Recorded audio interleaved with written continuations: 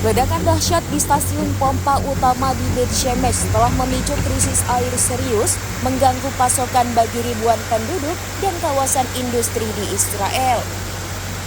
Insiden ini yang terjadi pada Rabu 30 Juli menyebabkan terhentinya aliran air bersih, mengakibatkan dehidrasi dan kesulitan akses air bagi warga setempat. Video yang beredar di media sosial menunjukkan dampak ledakan dengan air yang menyembur deras seperti sungai membanjiri jalan-jalan kota Beit Shemesh. Kejadian ini tidak hanya berdampak pada perumahan, tetapi juga kawasan industri, menimbulkan kekhawatiran serius akan pasokan air. Menurut laporan dari Tasnim News pada Rabu 30 Juli, kondisi serupa juga menimpa Tiberias, kota yang berada di jantung Israel. Kawasan industri di Tiberias telah mengalami gangguan pasokan air selama beberapa hari terakhir.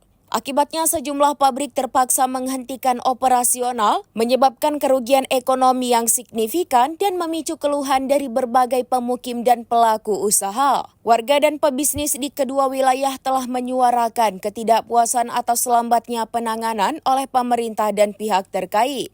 Situasi ini telah menyoroti kerentanan infrastruktur air di Israel, dengan kekhawatiran akan dampak jangka panjang terhadap kesehatan publik dan ekonomi.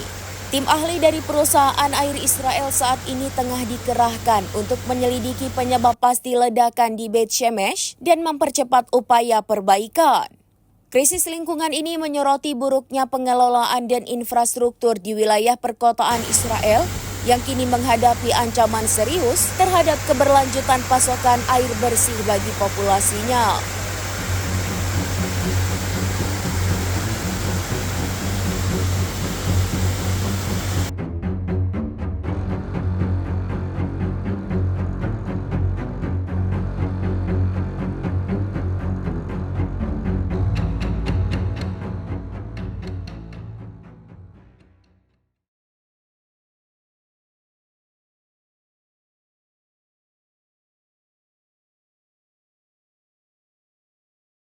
Download Tribun X sekarang, menghadirkan lokal menjadi Indonesia.